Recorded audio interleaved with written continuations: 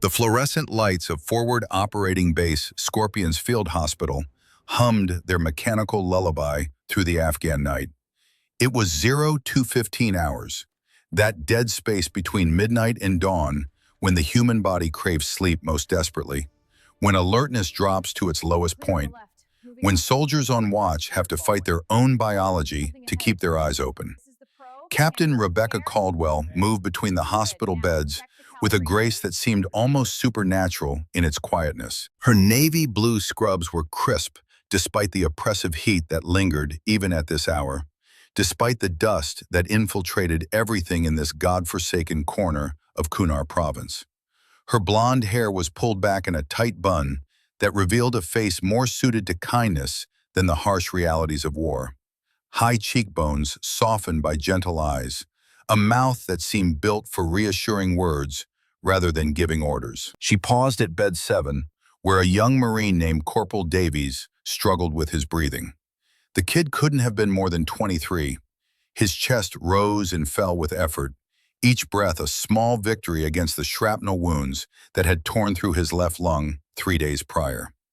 Rebecca's fingers found his wrist, checking his pulse with practiced efficiency. 58 beats per minute, steady, strong enough. Her other hand adjusted the pulse oximetry clip on his index finger, watching the digital readout climb from 89% to 92%. "There you go," she murmured, her voice carrying that particular quality of calm that could steady panicked soldiers and soothe fevered patients with equal effectiveness. "Just keep breathing, Corporal. Nice and easy." She turned to adjust his morphine drip, 2 milligrams per hour, standard protocol for thoracic trauma, when she caught herself doing it again. That thing she tried so hard not to do anymore. Her eyes had swept the room in a tactical assessment so automatic she barely registered it. 3 exits, main entrance at 12 o'clock, supply corridor at 3 o'clock, emergency egress at 7 o'clock. The main entrance offered no cover for the first 4 meters. The supply corridor had good concealment, but poor cover. Canvas walls wouldn't stop rounds. The emergency exit was the best tactical choice if things went sideways. 32 beds total, 14 currently occupied. The patients nearest the exterior walls would be most vulnerable to indirect fire. The ones in the center of the ward had the best chance if mortars started falling. She forced the thoughts away, focusing instead on Corporal Davies's IV line, checking for infiltration at the insertion site. This was who she was now, a nurse, a healer, someone who saved lives instead of taking them. At least that's what she told herself every single day for the past 3 years. "Captain Caldwell?"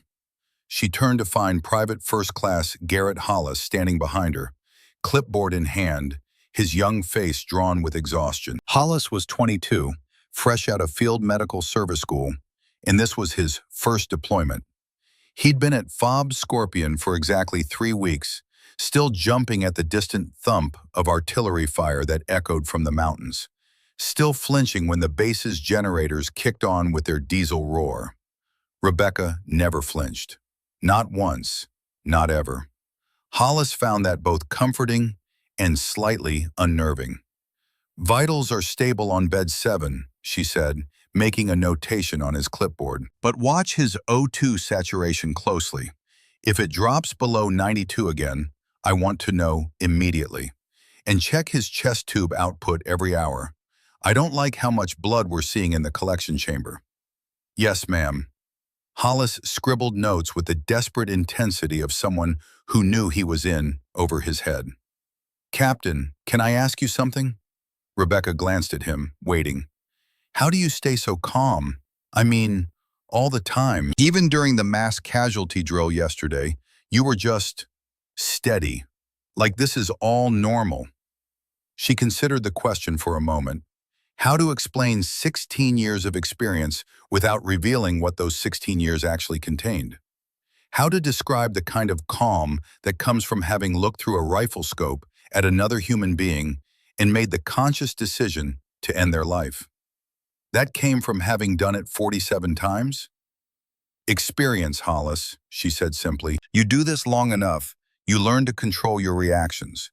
The patients need you to be their anchor. If you panic, they panic, so you don't panic. It was a true answer, just not the whole truth. The whole truth was locked in a footlocker under her bunk in the plywood quarters she called home for this deployment. The whole truth had a body count attached to it. "Yes, ma'am," Hollis said, though he didn't look entirely convinced. "I'll keep monitoring Davies." Rebecca moved on to bed 12, where an Afghan farmer lay recovering from 70% body burns. The man's wife hadn't made it. They'd lost her on the table 2 days ago, her abdominal cavity too torn apart by Taliban rifle fire to save. Their 10-year-old son was in bed 13, recovering from shrapnel wounds to his chest and arms. She checked the farmer's IV, his fluid resuscitation rates, the Silvadene cream coverage on his burns. Professional, efficient, gentle. But inside, a different part of her brain was working. The part she couldn't fully shut down, no matter how hard she tried. The Taliban who'd attacked their village would have used AK-47s, probably the Chinese Type 56 variant that flooded this region. 7.62 by 39mm Soviet rounds. Effective range of 350 meters, though most fighters couldn't hit anything beyond 100. The insurgents had probably set up an ambush along the village's main road, catching civilians in a classic L-shaped kill zone. Standard tactics, predictable, brutal. If she'd been there, if she'd been the woman she used to be, she could have stopped it. One shooter, one rifle, one well-placed hide overlooking that village. She could have identified the fighters before they ever set up their ambush, could have called in their position to a quick reaction force, or simply eliminated them herself from distance. But she hadn't been there, because she wasn't that woman anymore. The farmer would live, his son would live, but their wife and mother was being prepared for burial in the base morgue, and no amount of guilt or tactical knowledge could change that. Rebecca adjusted the boy's blanket, pulling it higher around his small shoulders. The child stirred in his sleep, murmuring something in Pashto she couldn't fully understand. For just a moment, less than a heartbeat, something flickered across Rebecca's face. An emotion too complex to name. Rage at the people who'd done this. Grief for the mother who died. Frustration at her own helplessness despite all her skills. Then the professional mask returned, smooth and impenetrable. "Captain Caldwell." The voice came from behind her, deeper than Hollis's, carrying an edge of authority that made her spine straighten automatically before she consciously registered who was speaking. She turned to find Major David Reeves standing in the entrance to the surgical suite. He was 41 years old, tall with the kind of angular features that suggested Germanic ancestry, and intelligent gray eyes that missed very little. He'd arrived at FOB Scorpion 5 days ago, transferred from a trauma hospital in Kandahar, and he'd been watching Rebecca ever since. Not obviously, not inappropriately, but watching nonetheless. "Major," Rebecca acknowledged, keeping her voice neutral. Reeves stepped closer, his surgical scrubs still stained with blood from an operation earlier that evening. A Marine with a collapsed lung, successfully reinflated. The kid would make it. "That arterial bleed yesterday," Reeves said without preamble. "Sergeant Whitford, the way you handled it." Rebecca waited. She'd learned long ago that silence was often the best response when someone was building up to something. "I've worked with a lot of combat nurses, Captain. 20 years in military medicine. I've seen nurses who are good under pressure, nurses who can function in chaos." He paused, his eyes searching her face. "You're different. The way you made decisions, no hesitation, no panic, no second guessing. You move like someone with combat experience that goes beyond medical training." 8 years deployed gives you confidence, sir," Rebecca replied, the deflection smooth and practiced. 3 years, Reeves corrected gently. "I checked your service jacket. It says you've been a nurse for 3 years, not 8. But earlier today you mentioned 16 years deployed. That math doesn't add up, Captain. Where were you the other 13? Rebecca felt the familiar tightness in her chest that came whenever someone got too close to the truth. But her face remained placid, her voice steady. Different unit, different life, different me. Reeves studied her for a long moment. In the harsh, fluorescent lighting, Rebecca could see the calculation in his eyes, the pieces he was trying to fit together, the puzzle he couldn't quite solve. "You move like infantry," he said finally. "The way you scan rooms when you enter, how you position yourself with your back to walls, the situational awareness you maintain, even while you're focused on patient care." He paused. "That's not nursing school, Captain. That's something else entirely." Rebecca's jaw tensed for just a fraction of a second before she caught herself. "Medical training in combat zones teaches you to stay aware of your surroundings, Major. It's basic survival." "Is it?" Reeves didn't look convinced. "Because I've deployed to 4 war zones, and I've never seen a nurse clear corners the way you do. I've never seen one automatically position themselves to maintain visual on all entrances while administering medication." The silence stretched between them like a taut wire. Rebecca broke it first, her voice taking on a subtle edge of professional distance. "Is there something specific you need, Major? Because I have 14 patients to monitor, and at least 3 of them are critical enough to require constant observation." Reeves recognized the dismissal for what it was. He nodded slowly, but his eyes held something new now. Not suspicion exactly, more like determination to solve the mystery she represented. "No, Captain, that'll be all." He turned to go, then paused. "But for what it's worth, whatever you did before nursing, whatever made you move the way you do, I'm glad you're here. We need people who stay calm when things go to hell." He disappeared back into the surgical suite, leaving Rebecca alone with her thoughts and her carefully constructed lies. She returned to her rounds, checking vitals, adjusting medications, offering comfort to men who were far from home and hurting in ways that went beyond their physical wounds. This was her penance. This was her redemption.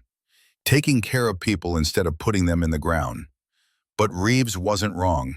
She did move differently. She couldn't help it any more than she could help breathing.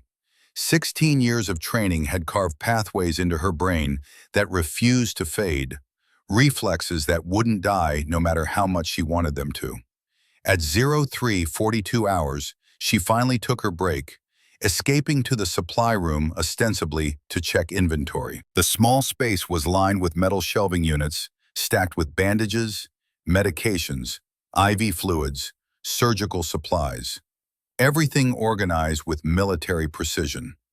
Rebecca closed the door behind her and allowed herself 30 seconds to not be the calm, professional nurse everyone expected. Her hands were shaking slightly, not from fear or stress, but from the effort of holding herself in check, from the constant vigilance required to monitor her own behavior, to catch herself before she revealed too much.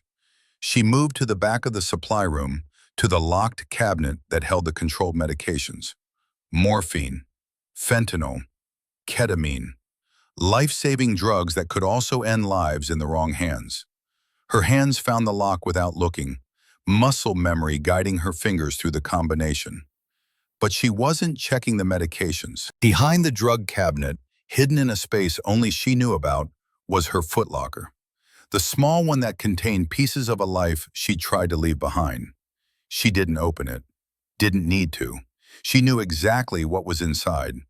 A ghillie suit, custom-built for the terrain of Afghanistan's mountainous regions. Strips of burlap and canvas in browns and tans and grays, designed to make a human silhouette disappear into rocks and earth. Range cards, meticulously drawn in her own hand. Distances calculated to the meter. Wind patterns mapped by season. Elevation compensations for different valleys. The accumulated knowledge of dozens of operations, hundreds of hours lying motionless in hides, watching and waiting.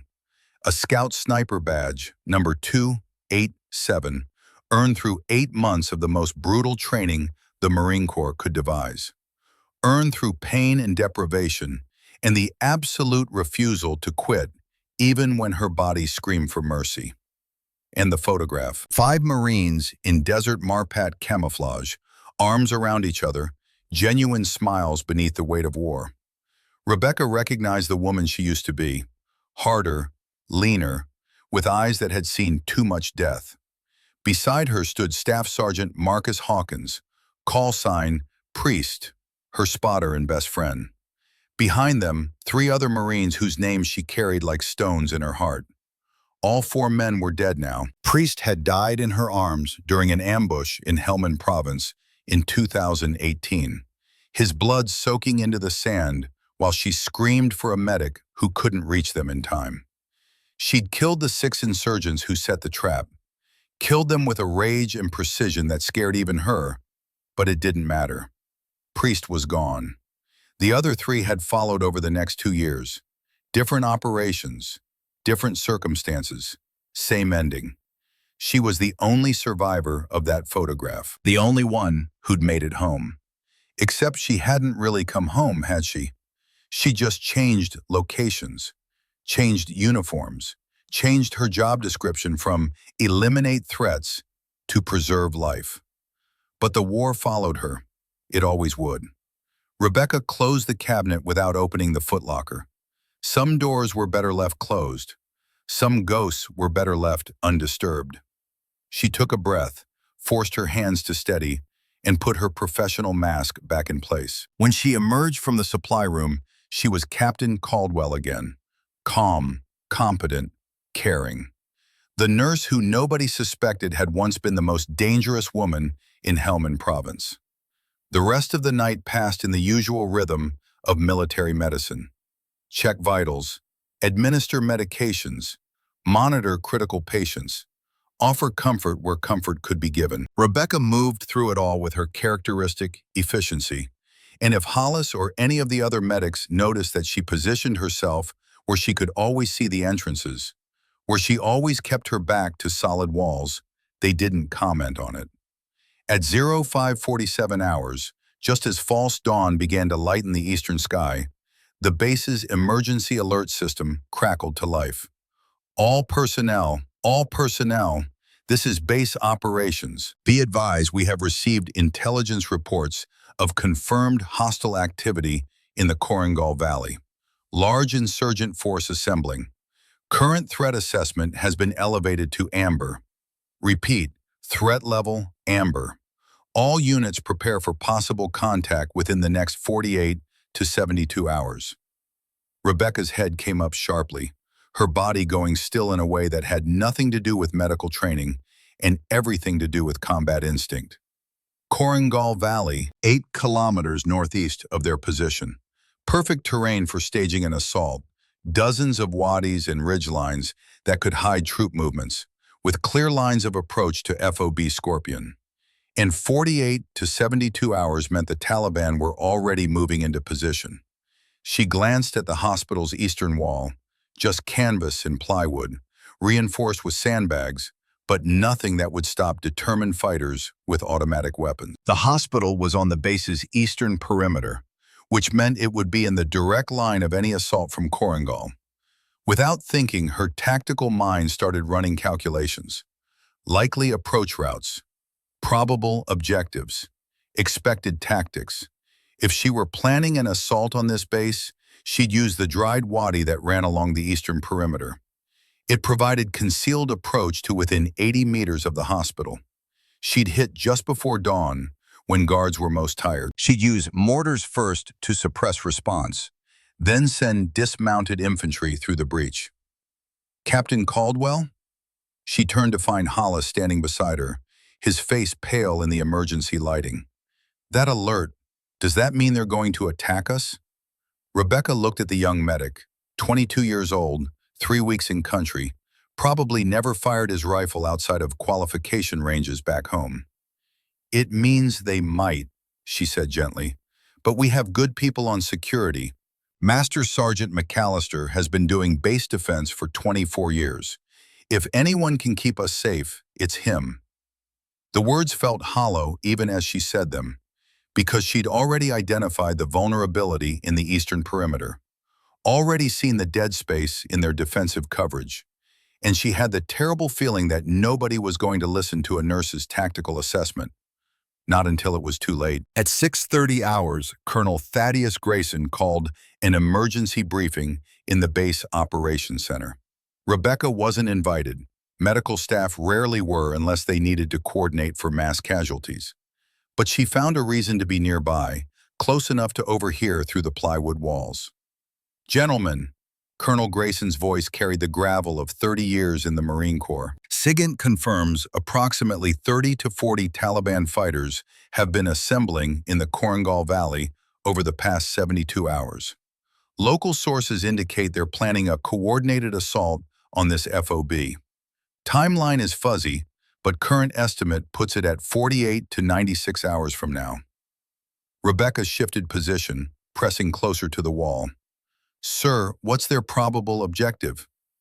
That was Captain Vivian Locke, the S2 intelligence officer. "Best guess? They want to overrun our position, destroy equipment, inflict maximum casualties, and get out before air support can respond. Classic Taliban playbook. Hit hard, hit fast, fade back into the mountains." "What about our defensive posture?" A new voice, Master Sergeant Rourke McAllister, Base Security Chief. "We're implementing enhanced security protocols immediately. All guard posts doubled, increased patrol frequency. I want you to walk the perimeter personally, Master Sergeant. Look for vulnerabilities." Rebecca almost moved then. Almost walked into that briefing and pointed out the Eastern Wadi approach. Almost revealed the tactical knowledge that would raise questions she didn't want to answer. But before she could make the decision, McAllister's voice came through the wall. "Sir, I'll conduct a full assessment, but I can tell you right now, our eastern perimeter is solid. We've got good observation posts, overlapping fields of fire, proper standoff distance. If they come from that direction, we'll see them well before they're a threat." Rebecca's jaw clenched. He was wrong. She could prove it with a 10-minute terrain walk. But proving it would require explaining how a nurse knew enough about infantry tactics to identify defensive gaps that a 24-year security veteran had missed. The briefing continued, but Rebecca had heard enough. She moved away from the operations center, returning to the hospital with a weight settling in her chest. Something was coming. She could feel it the way animals feel earthquakes before they strike, a primal awareness that transcended conscious thought. The warrior inside her recognized the signs, recognized the building pressure of imminent violence. But the nurse, the identity she'd fought so hard to build, could only prepare her medical supplies and hope that when the storm broke, she'd be ready to handle the wounded. She had no way of knowing that in less than 72 hours, she'd need both identities, and that the line between healer and warrior was about to be erased entirely. The sun climbed over the eastern mountains, painting FOB Scorpion in shades of copper and gold. Rebecca stood at the edge of the hospital compound, ostensibly taking a break, but her eyes were tracing the terrain with the practiced assessment of someone who'd spent years studying ground for tactical advantage. The dried wadi ran southeast to northwest, a natural drainage channel carved by seasonal floods. From her position, she could see exactly what McAllister was missing: a 35-meter stretch where the wadi's depth and the angle of approach created a blind spot from the nearest observation post. An infantry squad could low crawl through that dead space and be at the hospital's eastern wall before anyone noticed. She'd seen it in 15 seconds. McAllister, with his 24 years of experience, apparently hadn't seen it at all. The generator building made it worse. The squat concrete structure sat at an angle that blocked the observation post's line of sight by at least 40 degrees. Attackers using the wadi could use the building for cover, setting up crew-served weapons within effective range of the hospital. Rebecca pulled a small notebook from her pocket, the kind nurses use for patient notes, and began sketching. Not medical information this time, but a tactical range card. Distances marked in meters, dead zones hatched with careful precision, likely avenues of approach marked with arrows, wind patterns, elevation changes, everything a trained scout sniper would document. It took her 8 minutes to complete. 8 minutes to document vulnerabilities that should have been identified and addressed weeks ago. She stared at her own handwriting, at the military-precise notations that had nothing to do with nursing and everything to do with a life she was supposed to have left behind. Then she made a decision that would change everything. At 0847 hours, she found Master Sergeant Rourke McAllister inspecting fighting positions along the northern perimeter. He was 48 years old, built like a fire hydrant, compact, solid, immovable. His weathered face bore the scars of multiple deployments, and his eyes carried the particular wariness of someone who'd seen too many things go wrong. "Master Sergeant," Rebecca called, approaching with her notebook. McAllister turned, his expression shifting from focused intensity to polite dismissiveness the moment he recognized her medical insignia. "Captain Caldwell, something I can help you with?" Rebecca opened her notebook, showing him the range card she'd drawn. "I wanted to talk to you about the eastern perimeter. I've mapped the approach from the wadi." McAllister glanced at the sketch, his eyebrows rising slightly. Then he looked at her with something between amusement and condescension. "Captain, that's actually a pretty detailed tactical assessment. Where'd a nurse learn to draw range cards?" "I read field manuals," Rebecca said evenly, "and I've been observing that terrain since I got here. Master Sergeant, this dead zone here, combined with the generator building's blind spot, it's a critical vulnerability." McAllister's smile was patient, the kind adults use with children who've said something charmingly naive. He took the notebook, studying her sketch more carefully. "I appreciate your concern, Captain, really I do. And this is impressive work for someone without infantry training." He handed the notebook back. "But that wadi is monitored. We've got overlapping sectors of fire. Even if someone tried to use it for approach, we'd light them up long before they reach the hospital perimeter. With respect, Master Sergeant, your observation post can't maintain coverage through the entire approach." "Captain," McAllister's voice took on a firmer edge, "I've been doing base security for 24 years. I've set up defensive perimeters in Iraq, Afghanistan, the Philippines, and half a dozen other places you've probably never heard of. I know what I'm doing." Rebecca felt heat rising in her chest, frustration mixing with something darker, the knowledge that she was right and he was wrong, and that his arrogance might get people killed. "I'm not questioning your experience, Master Sergeant. I'm just pointing out a vulnerability that could cost lives, that I've already assessed and deemed acceptable." McAllister's patience was wearing thin. "Captain, you focus on keeping our wounded stable. Let me focus on keeping the bad guys outside the wire. That's how this works." He turned back to his inspection, conversation clearly over. Rebecca stood there for a moment, the notebook heavy in her hand.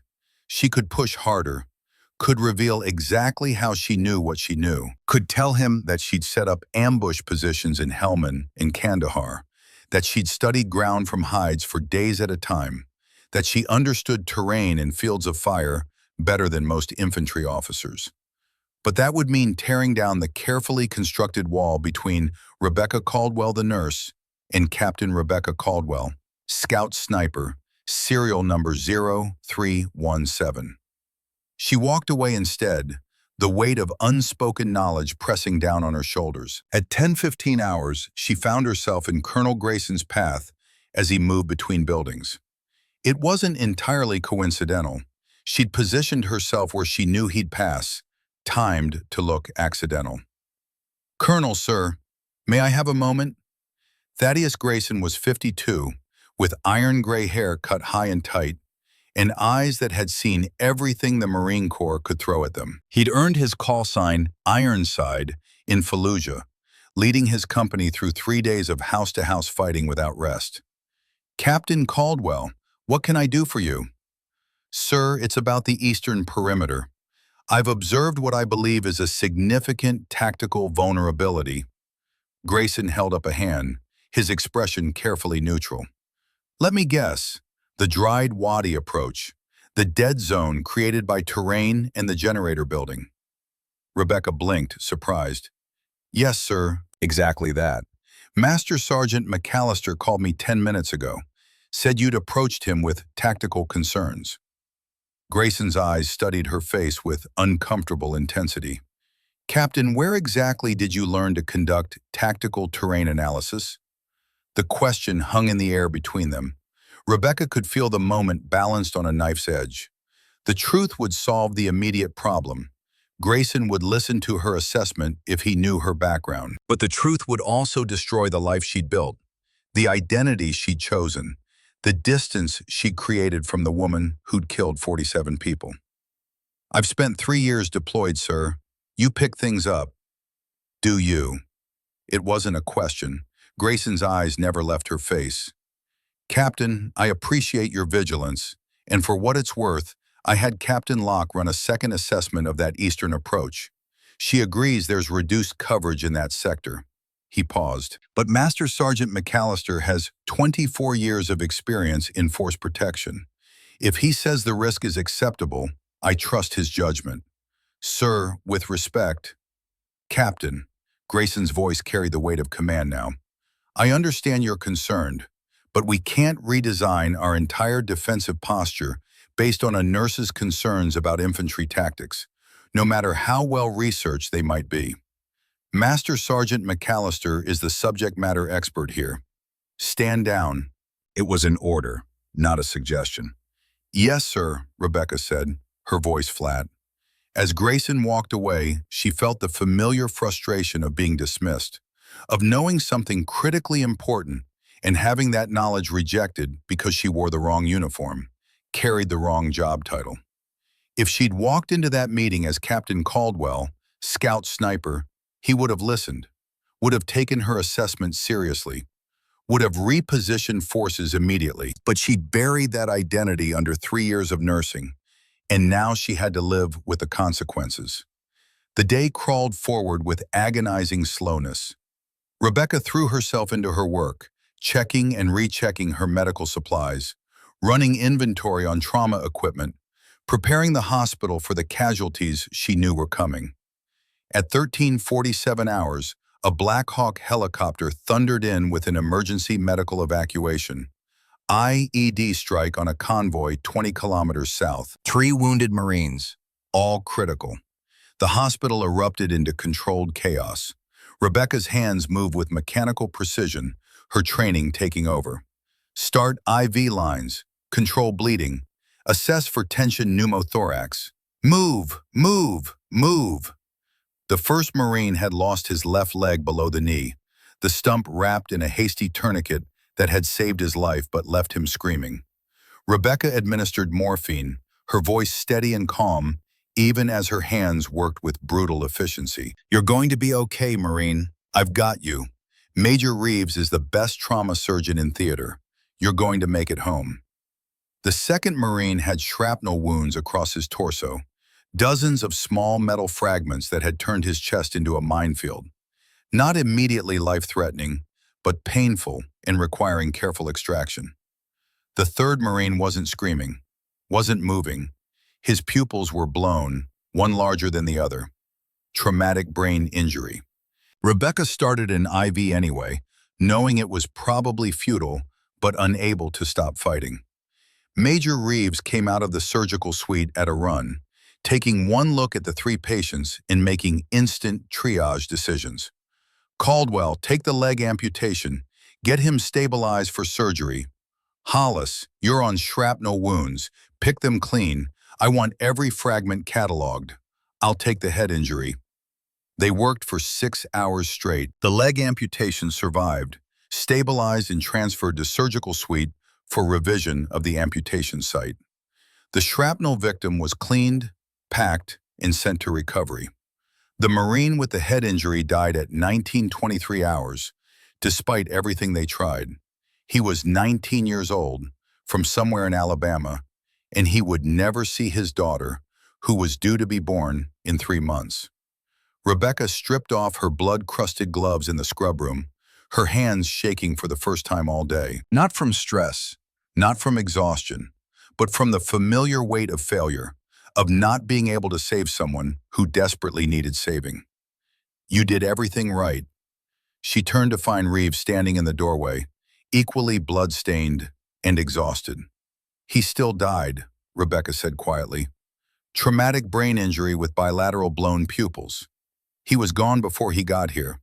We just didn't give up on him." Reeves moved closer, his voice dropping. "Captain, I've been doing combat surgery for 20 years. I've seen hundreds of medical personnel under this kind of pressure. You work for 6 hours without break, without coffee, barely any water. Where did you learn that kind of endurance?" Rebecca's jaw clenched. Here it was again, the question she couldn't fully answer without revealing truths she wasn't ready to speak. "Medical school teaches you a lot about functioning on no sleep, Major. Does it teach you to make battlefield triage decisions like someone with command experience? Does it teach you to maintain tactical awareness, even while you're wrist-deep in someone's chest cavity?" Reeves wasn't being confrontational, just genuinely curious. "Because I watched you work today, Captain, and I've seen that level of performance exactly twice before in my career.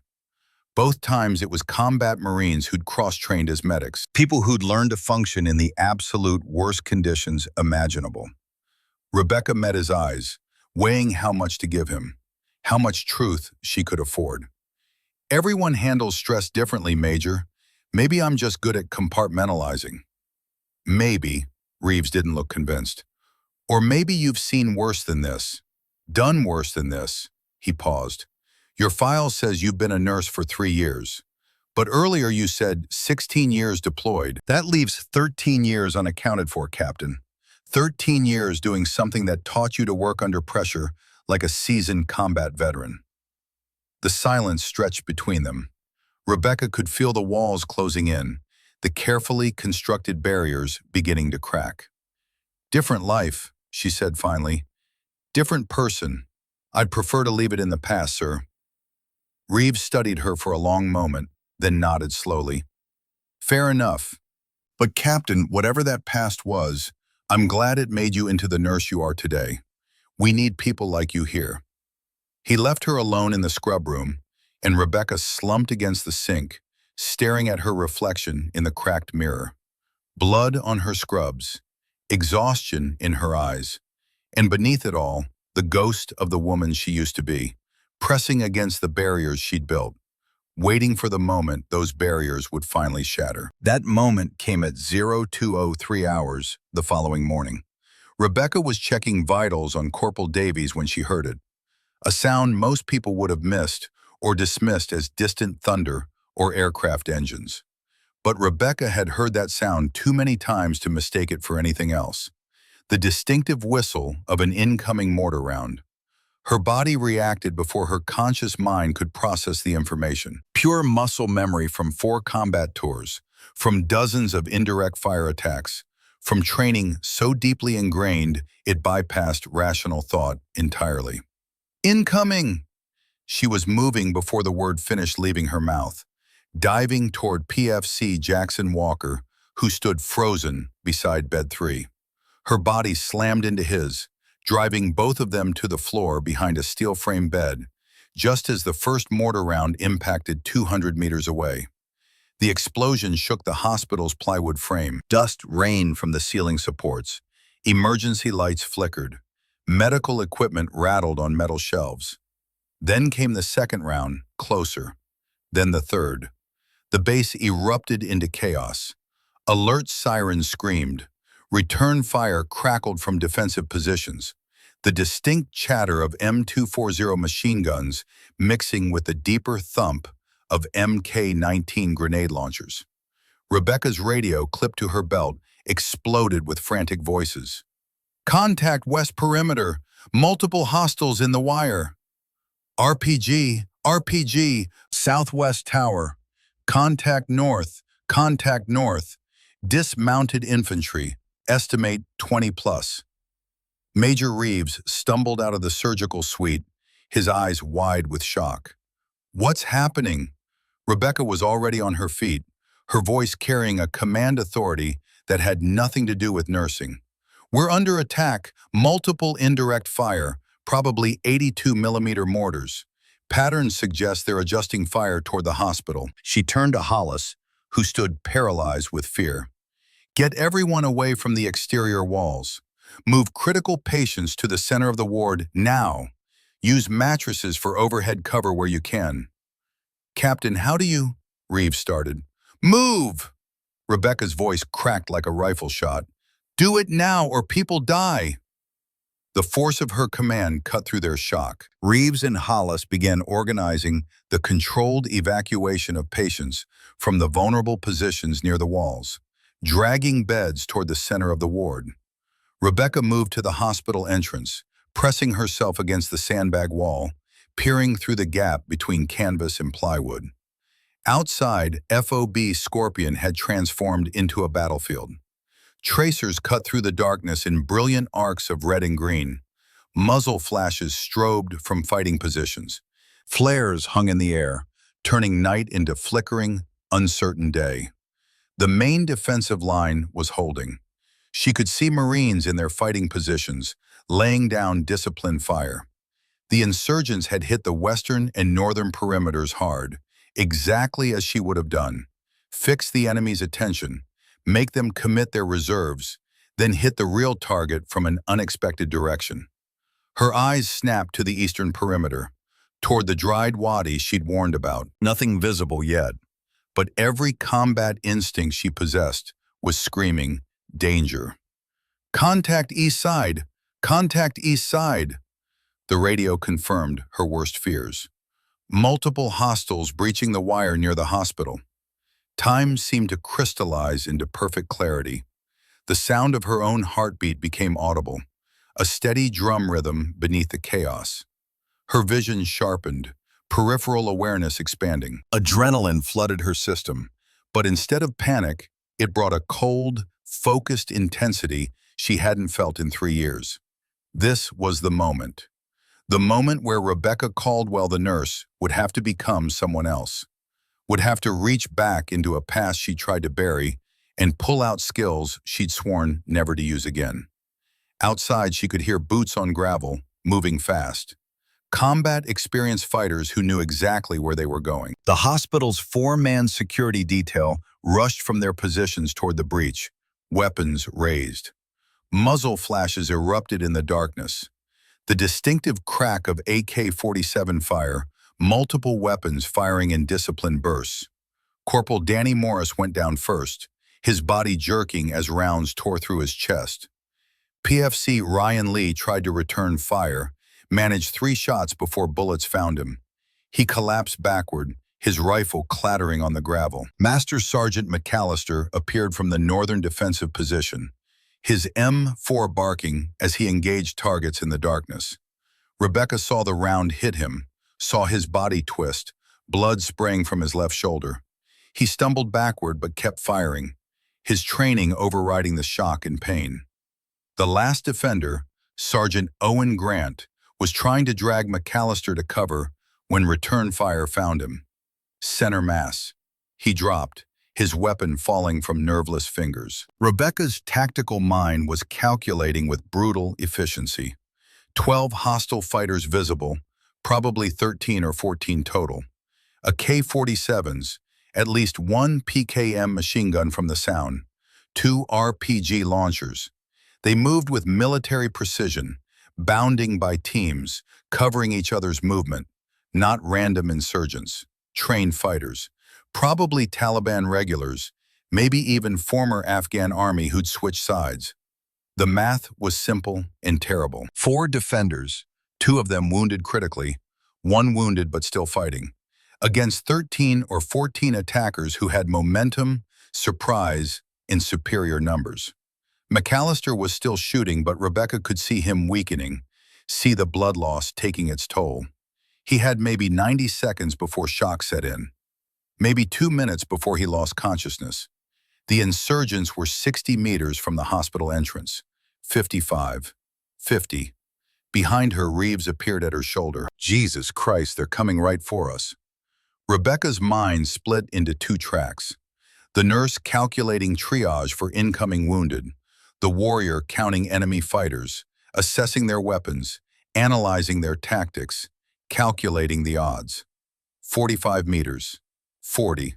She turned to Reeves, and something in her eyes made him take an involuntary step backward.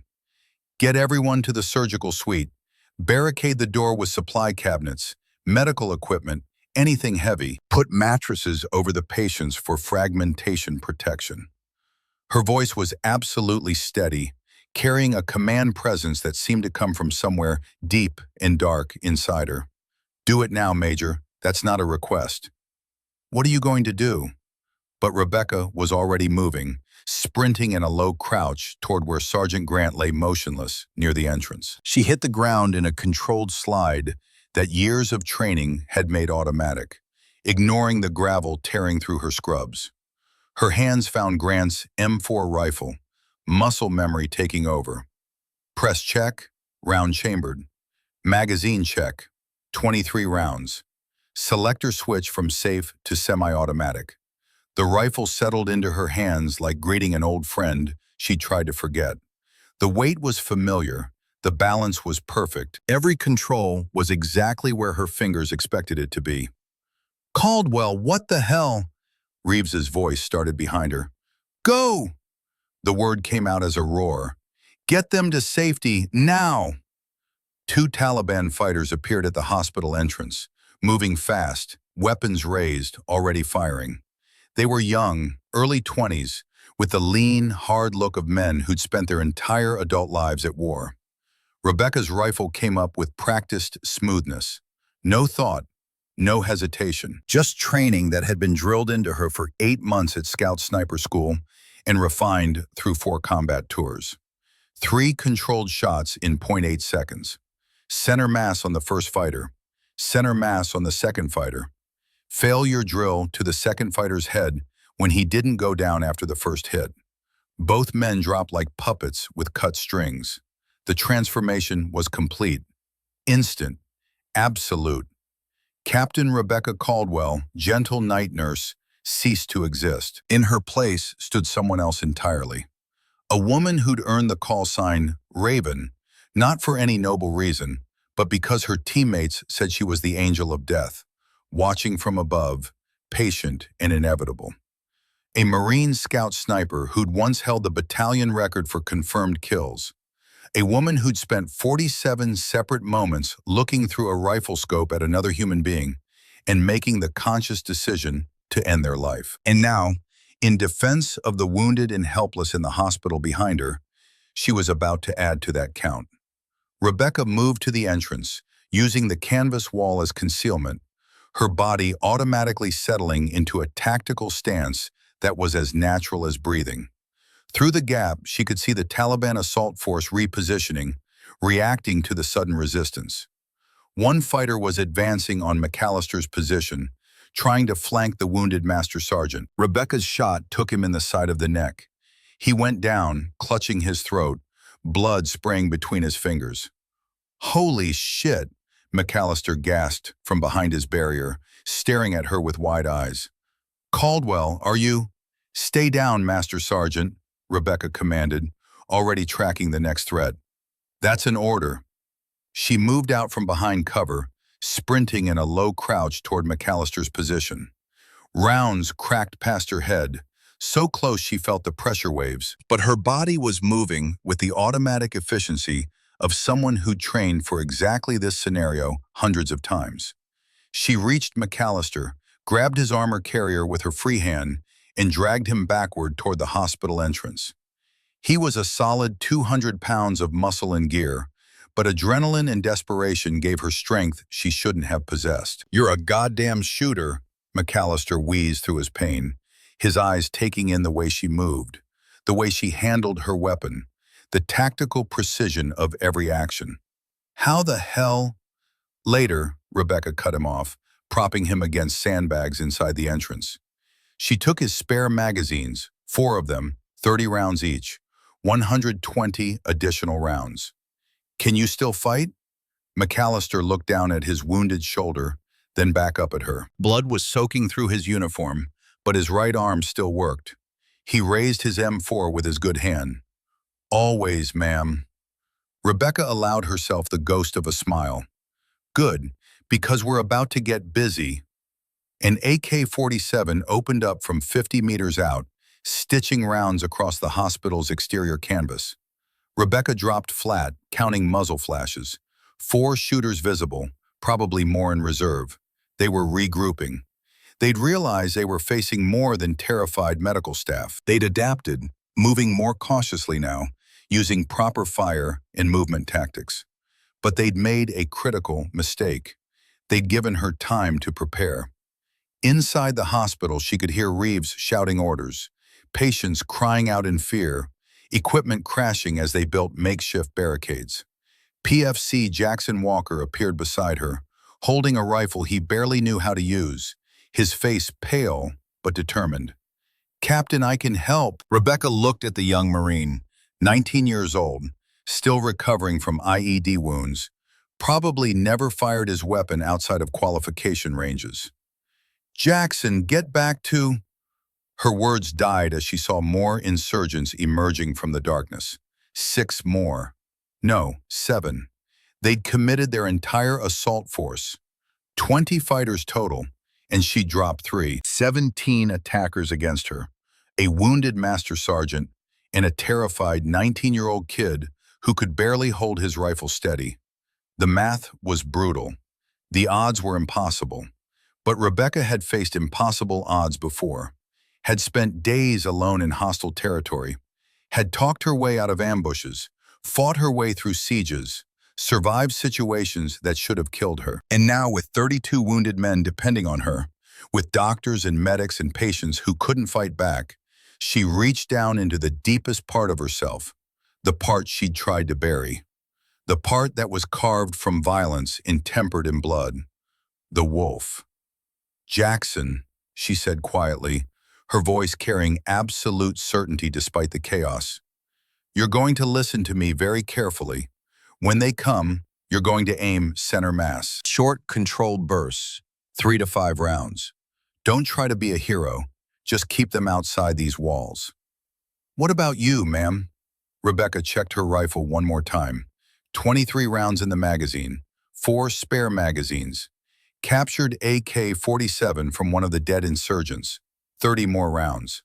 173 total rounds against 17 fighters who wanted everyone in this hospital dead. She looked at Jackson, and something in her eyes made the young Marine straighten despite his fear. "I'm going to do what I was trained to do." Outside, the Taliban commander shouted orders in Pashto. Rebecca understood enough to know what was coming.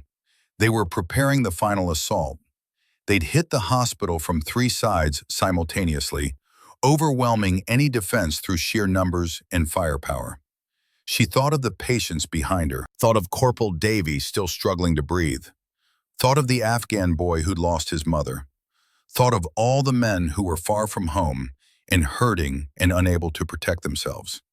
She thought of Priest dying in her arms, of the brothers and sisters she'd lost because she wasn't fast enough, wasn't good enough, wasn't there when they needed her most. She'd become a nurse to save lives instead of taking them. But tonight, saving lives meant becoming who she used to be. "Here they come," McAllister said quietly, his voice steady despite the blood loss. Rebecca settled into a firing position, her breathing slowing, her heart rate dropping, her mind entering that crystalline state of combat focus where time stretched and every detail became hyper-real. "Let them come," she said. The hospital doors exploded inward as hell arrived with muzzle flashes and screaming, and Rebecca Caldwell finally stopped running from the woman she used to be. The first insurgent through the door never saw Rebecca. His eyes were focused on the beds, on the vulnerable patients, on the soft targets he'd been sent to destroy. He was raising his AK-47, finger already on the trigger, when her double tap caught him center mass. The 5.56 millimeter rounds punched through his chest with devastating effect. He crumpled forward, his momentum carrying him into a medical cart that crashed over with a metallic clang that seemed impossibly loud, even in the chaos of gunfire. The second fighter was smarter. He used his dead comrade as cover, sweeping the room with his weapon, trying to locate the threat. But Rebecca had already moved, flowing behind a support beam with the fluid grace that came from years of training in urban combat. She angled out from cover, putting 3 rounds into his side before he could acquire her position. He went down hard, his rifle clattering across the plywood floor. 2 down in 4 seconds. "Contact left," McAllister shouted from the entrance, his M4 barking. An insurgent trying to flank through the supply corridor jerked backward, hit in the shoulder, but he kept moving, driven by adrenaline or ideology, or both. Rebecca's follow-up shot caught him in the head. He dropped like a stone. 3 down. The hospital had transformed into a maze of death. Canvas walls provided concealment, but no protection. Insurgents poured through breaches, and Rebecca moved through the chaos like smoke, appearing from behind equipment, killing with mechanical precision, vanishing before return fire could find her. A fighter rounded a corner and came face to face with her at point-blank range. He was young, maybe 20 years old, with fear and fury burning in his dark eyes. His weapon was coming up, but Rebecca's rifle was already level. She didn't hesitate, couldn't hesitate. In close-quarters combat, hesitation measured the difference between living and dying in fractions of seconds. Her shot took him in the throat. He went down choking on his own blood, his hands clutching at the wound that would kill him in less than a minute. 4 down. Rebecca felt nothing. No satisfaction, no remorse, just the cold mechanical efficiency of a woman doing what she'd been trained to do. What she'd done 47 times before across 4 combat tours. The killing part was easy. It was the aftermath that destroyed you. Jesus Christ, Caldwell. Major Reeves had appeared from the surgical suite, his face pale with shock. He'd been watching through a crack in the barricade, seeing the gentle nurse he thought he knew transformed into something from a nightmare or a battlefield legend. "Stay back," Rebecca commanded, ejecting an empty magazine and slamming a fresh one home. The motion was so automatic, so perfectly executed, that Reeves finally understood. This wasn't training, this was identity. An RPG round streaked through the entrance, impacting against the sandbag wall and detonating with a concussive blast that knocked equipment off shelves. The explosion left Rebecca's ears ringing, but she was already moving, already shooting. 2 more insurgents down, both caught in the open trying to rush her position. 6 down, 14 remaining. PFC Jackson was pinned behind an overturned bed, an insurgent advancing on his position with methodical determination. The boy fired wildly, his hands shaking too badly for accuracy, rounds going wide. Rebecca's shot took the attacker in the head from 30 feet away. The man dropped instantly, his body sprawling across the floor. Jackson stared at her with eyes that mixed terror with something like awe. "Breathe, Marine," Rebecca said, her voice somehow calm despite the gunfire. "Control what you can control. Check your sector." 7 down. The insurgents had realized they were facing a serious defender. Their assault began to falter, fighters seeking cover instead of rushing forward. They adapted quickly, using suppressive fire, moving more cautiously. Rebecca counted rounds in her head. 16 left in the M4. McAllister's 4 spare magazines gave her 120 more.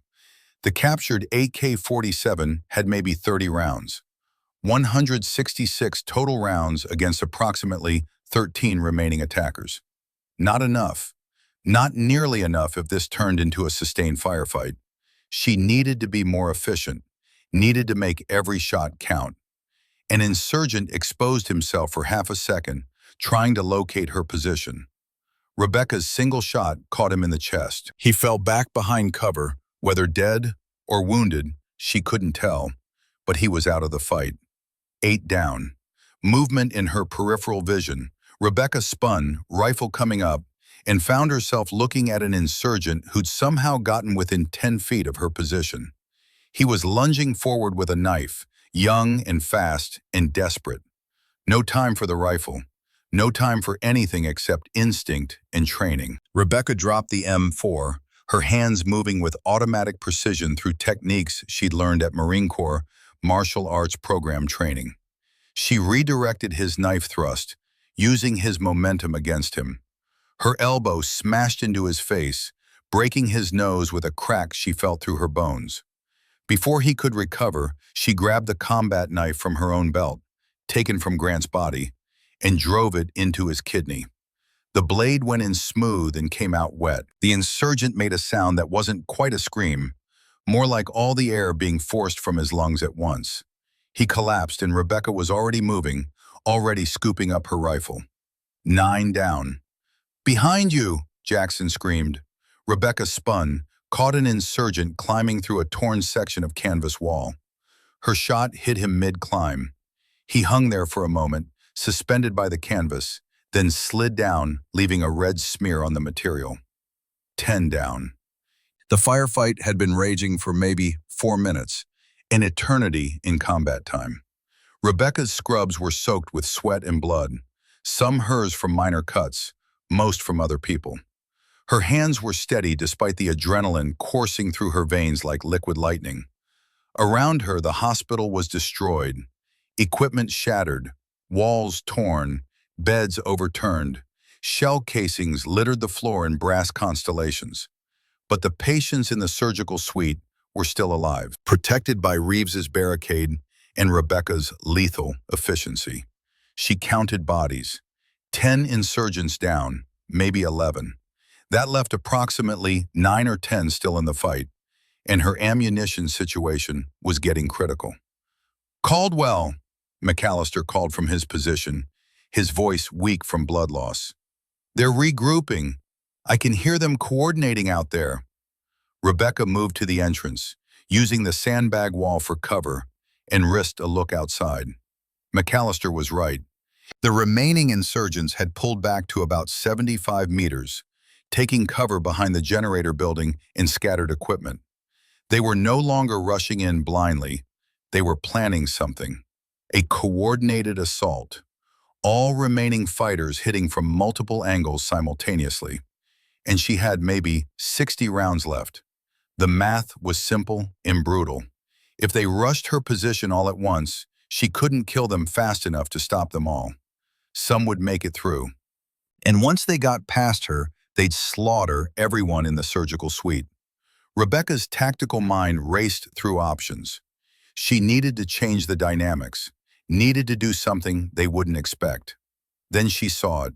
The generator building that had been blocking the observation post's sightline. The same building the insurgents were using for cover now. And she remembered that it held not just generators, but also fuel drums, diesel and gasoline, stored in 50-gallon containers. "McAllister," she called quietly, "you still have that grenade?" The master sergeant checked his vest with his good hand, producing an M67 fragmentation grenade. "1. Why?" "I need you to throw it at the generator building. Can you make that distance with your wounded shoulder?" McAllister looked at the building, calculating. 75 meters, with his good arm, with blood loss making him weak. "I can make it, ma'am, but why?" Then understanding dawned in his eyes. "The fuel drums." "The fuel drums," Rebecca confirmed. "On my mark, 3 seconds after detonation, I'm going out there. Jackson, you keep anyone from coming through that entrance. You don't need to be accurate, just keep them suppressed." "Ma'am, going out there is suicide," McAllister started. "Master Sergeant, throw the goddamn grenade." McAllister pulled the pin, his face set with determination despite the pain. "Frag out." The grenade arced through the darkness, tumbling end over end. It hit the ground 3 feet from the generator building, rolled, and detonated with a sharp crack. The fragmentation alone wouldn't have done much, but the shrapnel punctured 2 fuel drums. Diesel sprayed across hot generator engines. The explosion that followed was spectacular. A rolling fireball climbed into the night sky, turning darkness to day. The insurgents who'd been using the building for cover were caught in the blast. Some died instantly. Others ran, burning, screaming. Rebecca was already moving, sprinting out of the hospital entrance in a low crouch. The firelight eliminated her night vision disadvantage, painting everything in harsh orange and black. She caught the first insurgent silhouetted against the flames. Single shot, center mass. He dropped. 11 down. The second fighter was running, trying to escape the inferno. Rebecca's shot took him in the back. He fell forward and didn't get up. 12 down.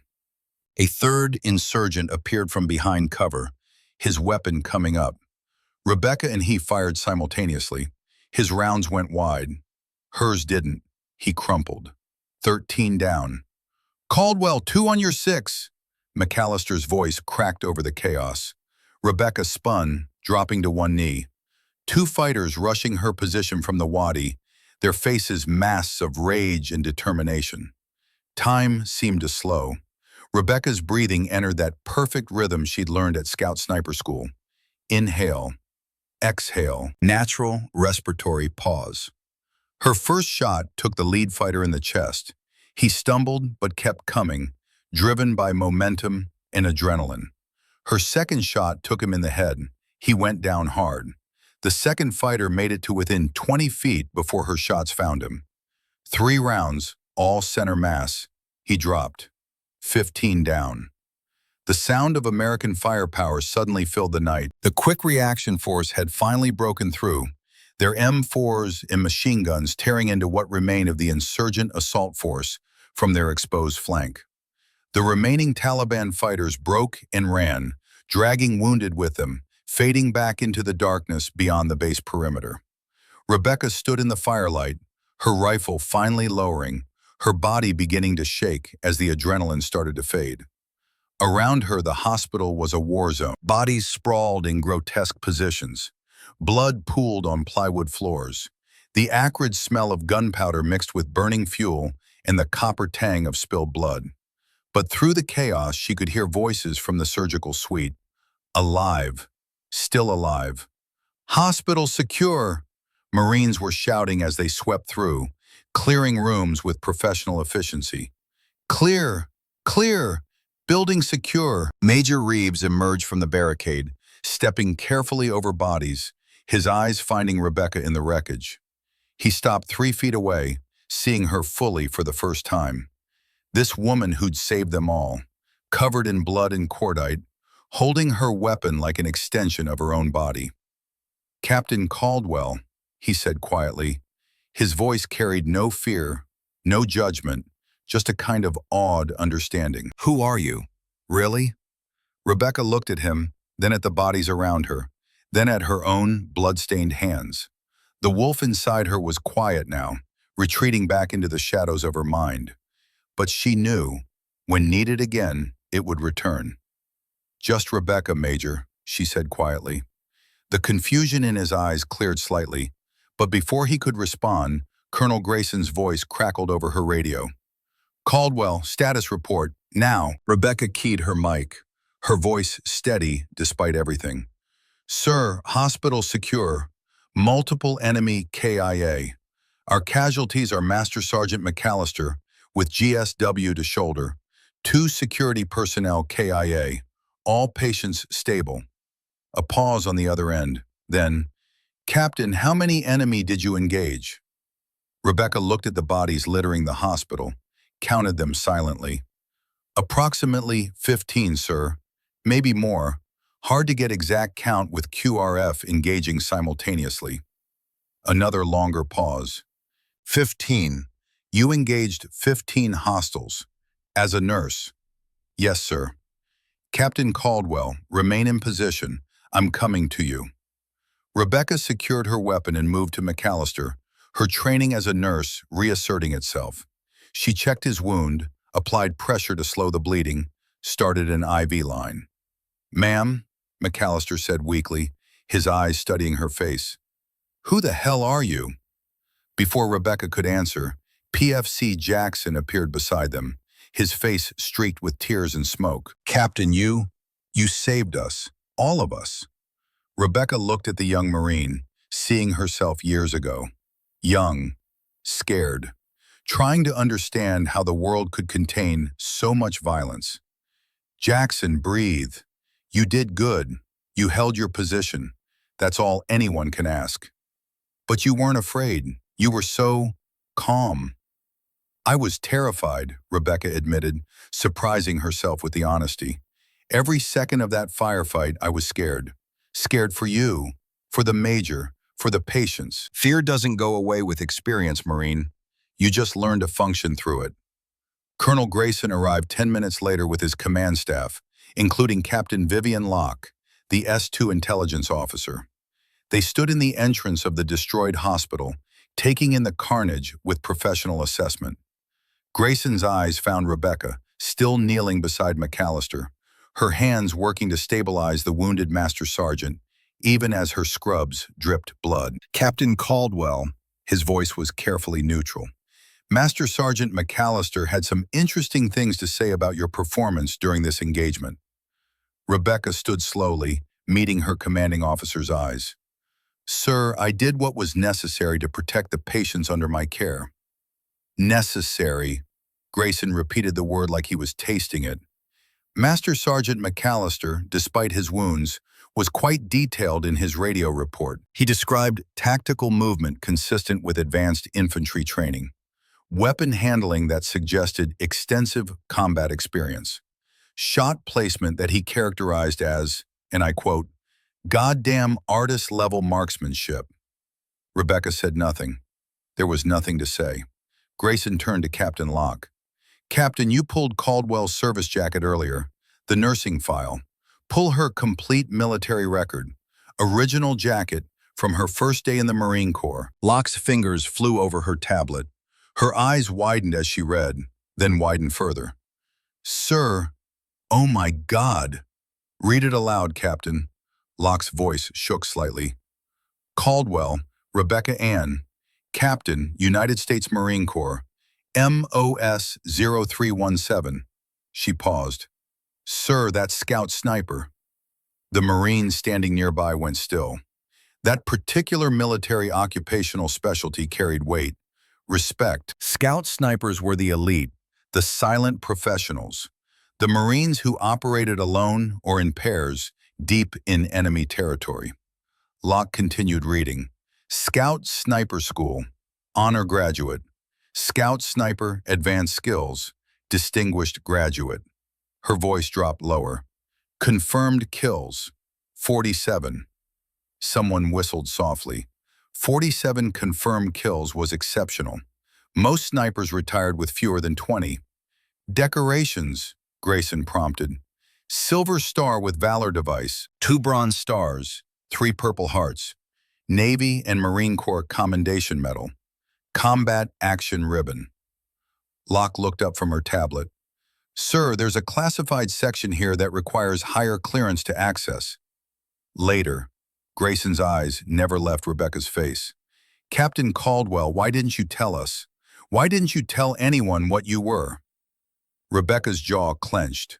The question she'd been dreading for 3 years. The question she'd hoped she'd never have to answer. Because I didn't want to be that person anymore, sir. Her voice was steady, but carried an undertone of pain. I wanted to save people, not kill them. I thought I could leave it behind. Thought I could be someone different. You saved 32 lives tonight, Captain. Patients, staff, wounded soldiers. I killed 15 people. The words came out flat, emotionless. The math doesn't balance, Colonel. It never does. Grayson stepped closer, his voice dropping so only she could hear. Those 15 people were trying to murder civilians and wounded soldiers under our protection. That's not murder, Captain. That's war. And whether you want to admit it or not, you're damn good at it. Before Rebecca could respond, Captain Locke's tablet chimed urgently. She glanced at it, her face paling. Sir, S2 just intercepted new SIGINT. The attack tonight wasn't the main assault. It was a probe.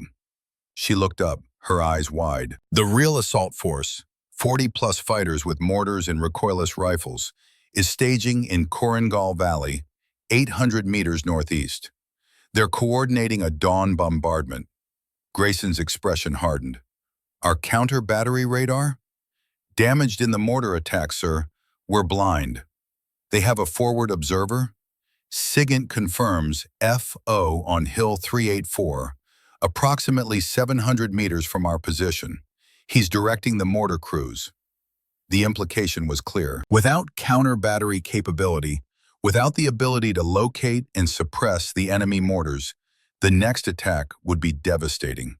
The hospital was already destroyed. A concentrated mortar barrage would finish the job, killing everyone inside. Everyone in the room turned to look at Rebecca. Grayson's voice was quiet, but carried the weight of command. "Captain Caldwell, we have no designated marksman. Sergeant Kowalski is in surgery with a collapsed lung. You're the only qualified sniper on this entire base." He opened a rifle case that someone had brought from the armory. Inside lay an M40A5 sniper rifle, the Marine Corps' primary long-range precision weapon, a Night Force scope mounted on top, a Harris bipod, everything a sniper would need. "Can you make a 700-meter shot at dawn with thermal inversions against a dug-in forward observer?" Rebecca stared at the rifle. She hadn't touched one in 3 years, hadn't looked through a scope since the day she decided that Captain Rebecca Caldwell, scout sniper, needed to die so that Captain Rebecca Caldwell, nurse, could be born. "Sir," her voice was barely above a whisper, "my longest confirmed shot was 1,247 meters, but that was a different life. Captain, that life is the only thing standing between us and a massacre." Grayson's eyes bore into hers. "I'm not ordering you to do this. I'm asking, will you take the shot?" Rebecca looked at the rifle, thought about Priest, her spotter, who died in her arms. Thought about the 47 people she'd already killed. Thought about the weight of those deaths that she carried every single day. Then she thought about the patients in the surgical suite, about Corporal Davies struggling to breathe, about the little Afghan boy who'd already lost his mother, about Jackson, who'd stood his ground despite his terror, about all the people who couldn't protect themselves. And she understood, finally, that running from who she was didn't make her a better person. It just made her unable to protect the people who needed her most. Her hands reached for the rifle case. The moment her fingers touched the M40A5, muscle memory flooded back. The weight, the balance, the cold certainty of what this weapon was designed to do. "I'll need a spotter, sir." McAllister, being treated by medics nearby, spoke up despite his wounds. "I'll do it, ma'am." "Master Sergeant, you're wounded." "I can still read wind and call adjustments, Captain." McAllister's eyes held something new now. Not the dismissiveness from before. Respect. "And you'll need someone watching your six. I'd consider it an honor." Rebecca nodded slowly. "All right, give us 20 minutes to get into position." 23 minutes later, Rebecca lay prone on the eastern observation post, the M40A5 resting on sandbags, her eye pressed to the scope. Beside her, McAllister scanned through binoculars, his wounded shoulder braced against padding. The pre-dawn darkness was beginning to fade, that strange, gray time when night gives way to day, but neither fully dominates. "Target area, northeast, 430 meters, McAllister murmured, falling into the ancient rhythm of spotter and shooter. "Elevation angle, 8 degrees. Wind left to right, estimates 7 knots gusting to 10. Rebecca's breathing slowed automatically, her heart rate dropping, training and instinct taking over. Her hands performed the ritual of preparation without conscious thought. Check scope 0. Confirm ammunition, 168 grain federal gold medal match. Record atmospheric conditions. Through the scope, she could see the insurgent position, figures moving in the pre-dawn darkness, setting up equipment, coordinating. And there, partially concealed behind a generator housing, the forward observer directing operations with hand signals. "I have eyes on target," Rebecca whispered. "Adult male, dark clothing, directing fighters. Partially concealed, limited exposure window." "Confirmed. That's your shot, ma'am." McAllister's voice was steady despite his pain. "Wind steady at 9 knots. No mirage yet. Temperature still low." Rebecca's mind fell into the familiar meditation of the sniper. Distance, wind, elevation. humidity, temperature, Coriolis effect, spin drift, 1,000 variables condensed into a single moment, a single decision, a single pull of the trigger. She'd done this 47 times before, each one burned into her memory like brands, each one a weight she carried. But this would be different. This wasn't just another kill. This was a conscious choice to pick up the rifle again, to embrace the identity she tried to bury, to accept that saving lives sometimes meant taking them. Through the scope, the forward observer shifted, exposing himself briefly as he gestured to his fighters. Rebecca's crosshairs settled on his center mass, her finger finding the trigger with familiar intimacy. She thought of Priest bleeding out in her arms, of the Marines she couldn't save, of the patients sleeping in the hospital behind her, protected by violence they'd never know about. And she understood finally that warrior and healer weren't opposites. They were two sides of the same commitment: protect life at all costs. "Wind call," she asked softly. 9 knots steady, hold 1 mil right. Rebecca adjusted. Her breathing entered that perfect rhythm. Inhale, exhale, natural respiratory pause. The world narrowed to the space between heartbeats. She saw her past in the scope's view. Every shot she'd taken, every life she'd ended, every nightmare that followed.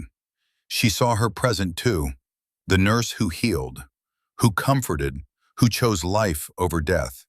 And she understood they were the same person, not contradictory, not opposite, but two sides of a single identity. The warrior protected, the healer saved. Both were necessary, both were her. "Shooter ready," Rebecca whispered. "Send it." The rifle kicked against her shoulder with familiar authority. Through the scope, she watched the round travel across 700 meters of Afghan morning and strike true. The forward observer jerked backward, the 7.62 millimeter round punching through his chest. He crumpled. "Hit confirmed," McAllister called quietly. "Target down. Beautiful shot, ma'am."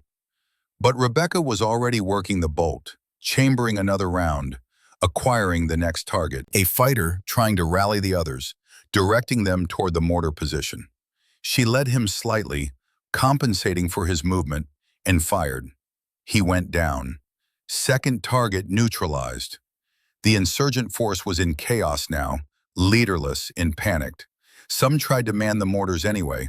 Rebecca's third shot destroyed the mortar's sight mechanism, rendering it useless. Her fourth caught a fighter trying to shoulder fire an RPG at the base. Her fifth and sixth dispersed the remaining insurgents, sending them fleeing into the hills. 6 shots, 6 hits. The secondary assault broken before it could begin. Rebecca lowered the rifle slowly, her hands steady despite the emotional earthquake inside her chest. She'd just killed 3 more men.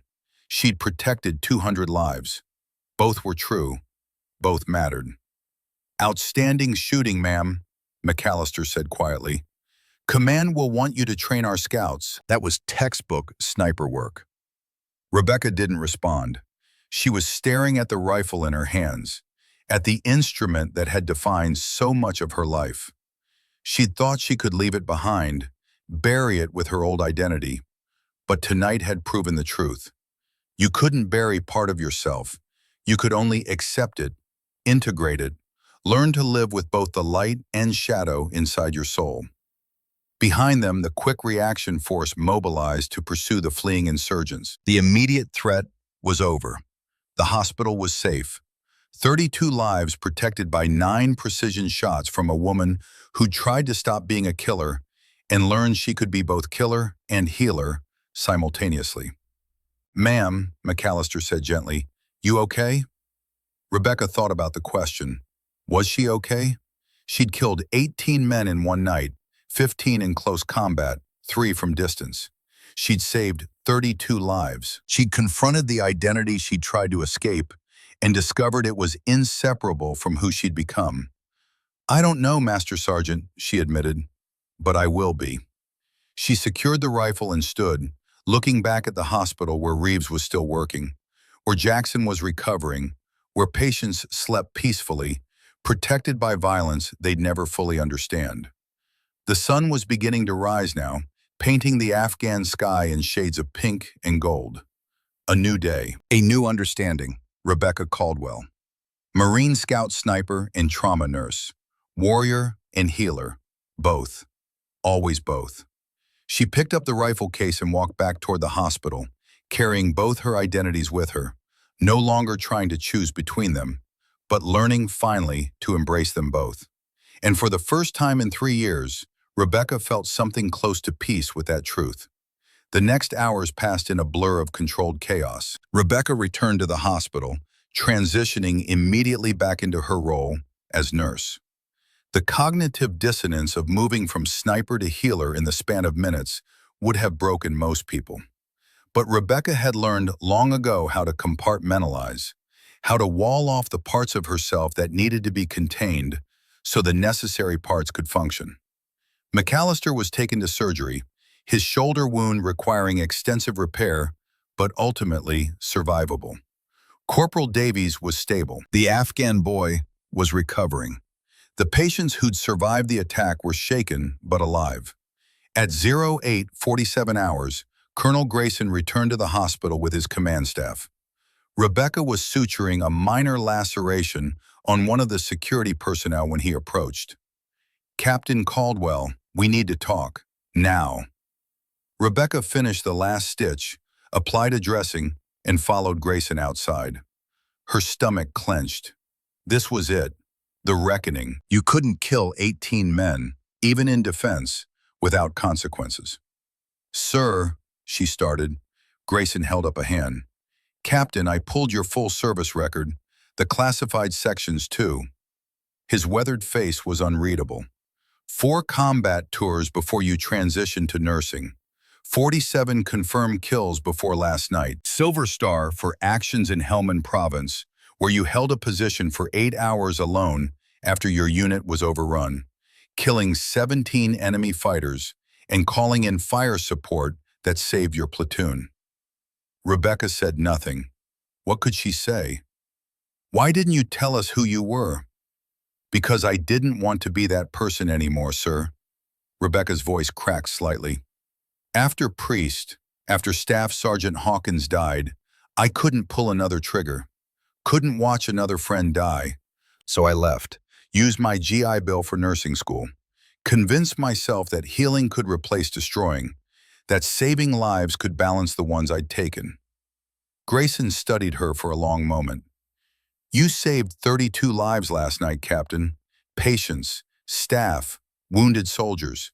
If you hadn't been here, hadn't been who you were," he shook his head, "the Taliban would have massacred everyone in that hospital." "I still killed 18 people, sir." The words tasted like ash. 18 human beings who woke up yesterday morning alive. 18 enemy combatants who were trying to murder civilians and wounded soldiers under our protection, Grayson corrected firmly. "That's not murder, Captain. That's war. And whether you like it or not, you're exceptionally good at it." Before Rebecca could respond, Captain Locke approached, her tablet in hand. "Sir, I have the after-action assessment you requested." Grayson gestured for her to continue. "Forensic analysis confirms Captain Caldwell engaged and neutralized 15 hostile fighters inside the hospital compound. Average engagement distance, 7 to 30 meters. Kill-to-shot ratio, approximately 1.2 to 1. Locke paused. "Sir, that's exceptional even for trained infantry. For a single operator against multiple targets in close quarters, it's extraordinary." "And the sniper shots?" 3 confirmed kills at ranges from 687 to 712 meters. All first-round hits.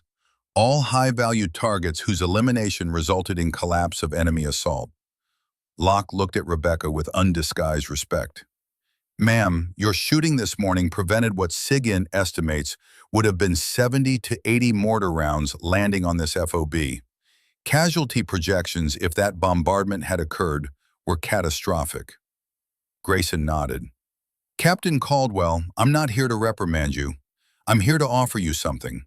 He opened a folder. "We're establishing a new program, Combat Trauma Advisor, small unit tactics integration, training our corpsmen and nurses in tactical medicine under fire, teaching them to be both healers and protectors when necessary.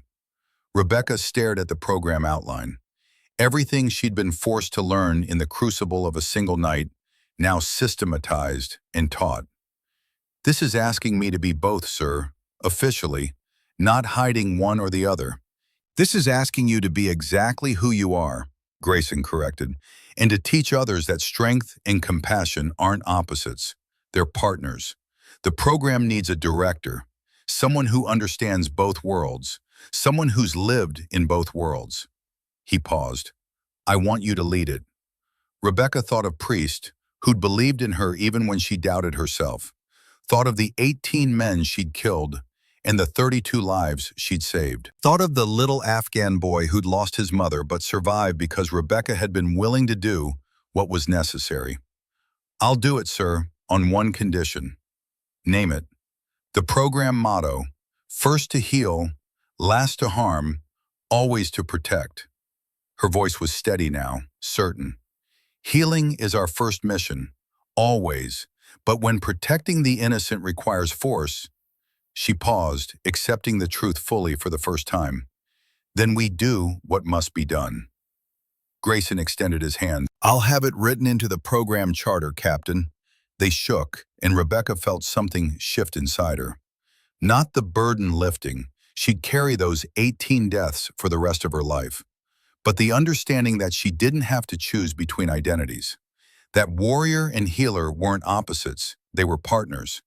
That being both didn't make her a monster, it made her complete.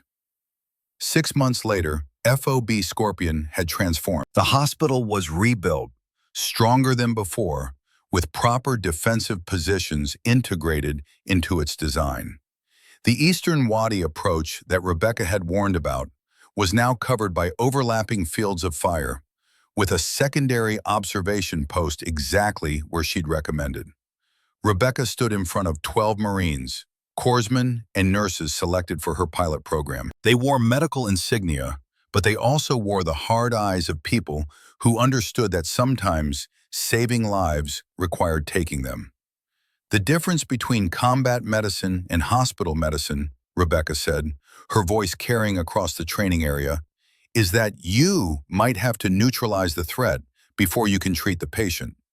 You might have to kill someone to save someone else, and that will haunt you. It should haunt you. The day it stops bothering you is the day you've lost your humanity.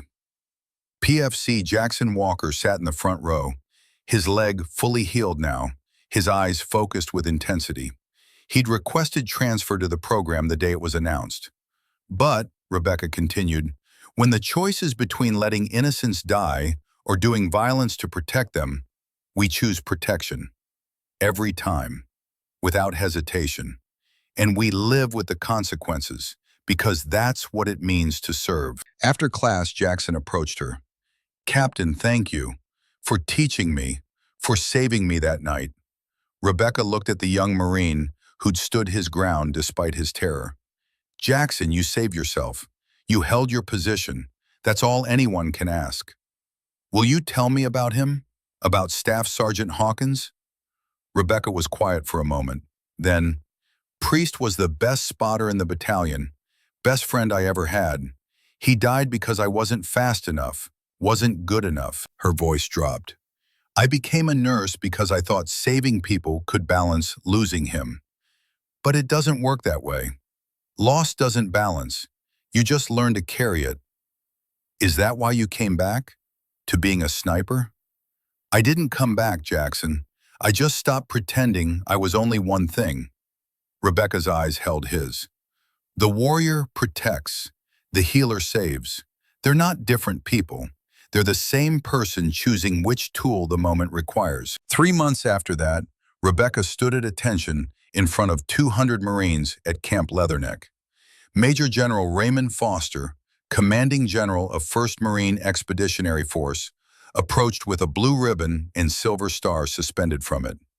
Attention to orders, an adjutant read from official papers. Captain Caldwell, serving as medical officer at Forward Operating Base Scorpion, single-handedly defended a field hospital against a numerically superior enemy force, neutralizing 15 enemy combatants in close-quarters combat and conducting precision, long-range engagement of high-value targets, resulting in the protection of 32 coalition and Afghan civilian lives. The citation continued, but Rebecca barely heard it. She was thinking about Priest, about the 47 people she'd killed before that night, about the 18 she'd killed during it. General Foster pinned the Navy Cross on her uniform, then leaned close to whisper, "Hawkins would be proud, Captain." Rebecca's eyes burned with tears she refused to shed in front of 200 Marines. "He'd say I took too long to figure it out, sir." "Maybe," Foster stepped back, "but you figured it out. That's what matters." After the ceremony, a young second lieutenant approached, Kelsey Brennan, 24 years old, newly commissioned, with bright eyes and an idealistic belief that she could change the world. "Ma'am, I heard what you did, what you built with the program. I want to be part of it." Rebecca studied the young officer, seeing herself 8 years ago, young, determined, not yet broken by the weight of taking human life. "Lieutenant, this program will teach you to kill people, efficiently, effectively, and you'll carry every single one of those deaths for the rest of your life." She paused. "Are you sure that's what you want?" Brennan didn't hesitate. "Ma'am, if it means protecting people who can't protect themselves, then yes, that's exactly what I want." Rebecca nodded slowly. "Then report to FOB Scorpion next month. And Lieutenant, remember this. The best warriors are the ones who hate war the most. We fight because we must, not because we want to. Never forget that distinction." "Yes, ma'am." 2 months later, Rebecca stood at Arlington National Cemetery at the grave marker for Staff Sergeant Marcus Priest Hawkins. She laid her scout sniper insignia on the stone, her fingers tracing his name carved into white marble. "I finally understand, brother," she said quietly. "You can be both, warrior and healer, destroyer and protector. You taught me to take the shot. Medicine taught me to save the life. I don't have to choose. I just have to know which one the moment needs." She stood in silence for a long moment, then pulled out a photograph. Not the old one of their team in Afghanistan, a new one. Rebecca with her 12 program graduates, all standing at attention, all wearing both medical insignia and weapons. "We're calling it the Hawkins Protocol," she said. "First to heal, last to harm, always to protect. The Marine Corps is adopting it service-wide. Your name is going to train the next generation of warriors who understand that strength and compassion aren't opposites." The wind stirred the trees around the cemetery, carrying the scent of autumn leaves and distant rain. "I miss you, Priest, every damn day, but I'm not running anymore. Not from who I was, not from who I am." She touched the gravestone one last time. "The wolf and the dove, both living in the same soul. You always said I'd figure it out eventually." She walked away from the grave, carrying both her identities with her. No longer trying to choose between them. No longer ashamed of either. Just learning, finally, to embrace them both.